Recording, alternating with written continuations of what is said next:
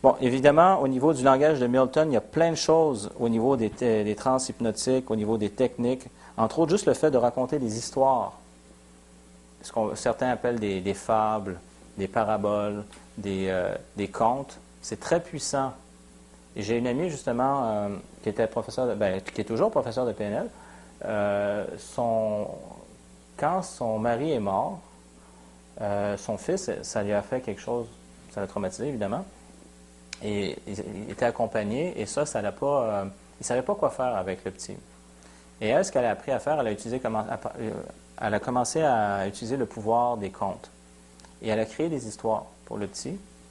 Et ça, finalement, ça a permis au petit, qui avait, je crois, 4 ans à l'époque, d'être bien. Juste par des belles histoires. Parce que dans les histoires, c'est des messages qui s'adressent à l'inconscient. Et ça, les enfants aiment les histoires. Et juste par ça, on va dire, voyons, c'est juste une histoire. Non. C'est des messages puissants qui sont envoyés à l'inconscient. Ça fait partie du langage hypnotique. Et donc, juste quand on raconte une histoire, c'est comme si je vous disais... je me rappelle une fois quand j'étais au Pérou,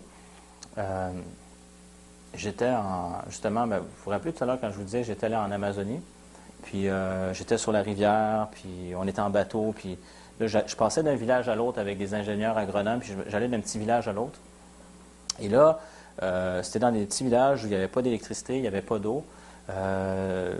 Et j'allais justement visiter les agriculteurs, puis on allait voir justement leurs fermes et tout ça. Puis il faisait super chaud. On se déplaçait. Dès qu'on arrivait dans un endroit où justement il y avait des arbres, on sentait la fraîcheur tout de suite. C'était vraiment très chaud. Et je trouvais que c'était fantastique la connexion que j'avais avec les gens. Des fois, on arrivait chez les agriculteurs, puis ils étaient en train de préparer, mettons, les ananas. C'est les meilleurs ananas que j'ai mangés, c'était là. Puis il y avait une feuille, mettons, comment on appelle, je pense, de bananier, c'est ça. Puis à un moment donné, il coupait l'ananas, puis il le mettait en tranches, puis c'était super bon. Puis juste cette expérience-là avec eux, moi, j'ai trouvé que c'était une des belles expériences que j'ai vécues avec eux.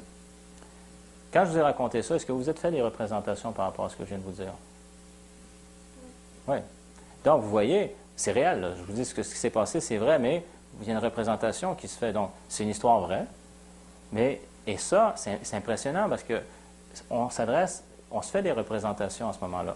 Donc ça fait partie, dans le langage hypnotique, c'est l'utilisation des histoires. On a vu poser les bonnes questions. Ça fait partie, entre autres, de tout ce qui est le métamodèle. Là, en un flash, là, on vient de résumer plein d'éléments qui sont des éléments de la PNL. Donc, question par rapport à ça. Est-ce que c'est plus clair pour vous, c'est quoi la PNL? OK. Quelles questions qu'il y aurait par rapport à ça dans tout ce qu'on a vu jusqu'à maintenant?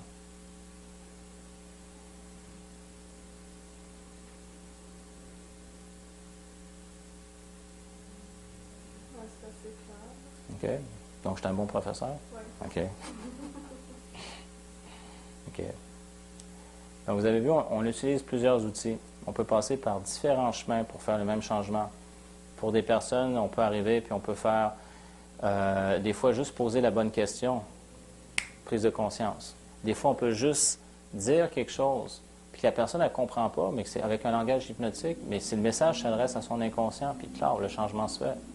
Donc, le conscient n'a pas compris, mais l'inconscient a compris. Ou des fois, on peut juste faire un ancrage visuel, auditif, kinesthésique.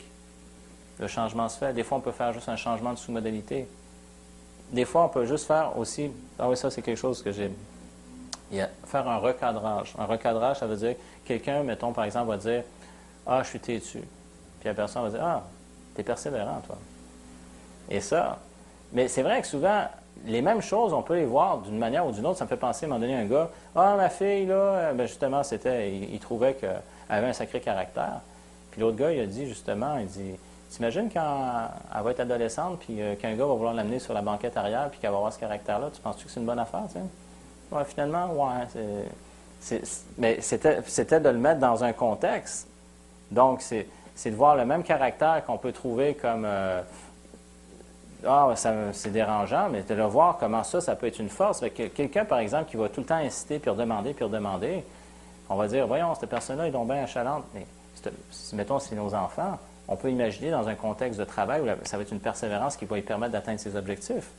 Fait que c'est toujours, et ça c'est le recadrage, fait que souvent on peut voir quelque chose puis dire, voyons, c'est quoi, mais quand on le regarde sous un autre angle, donc un recadrage de contexte ou de contenu, on redonne un nouveau sens à ça.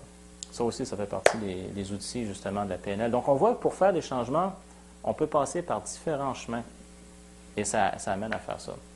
Des fois, simplement, la personne, le fait qu'elle ressente quelque chose, il y a une prise de conscience, clair, ça se passe. Donc ça veut dire qu'on a comme une grosse boîte à outils puis on peut s'en servir. C'est ça. Ouais, merci pour les outils. Ben, ça fait plaisir.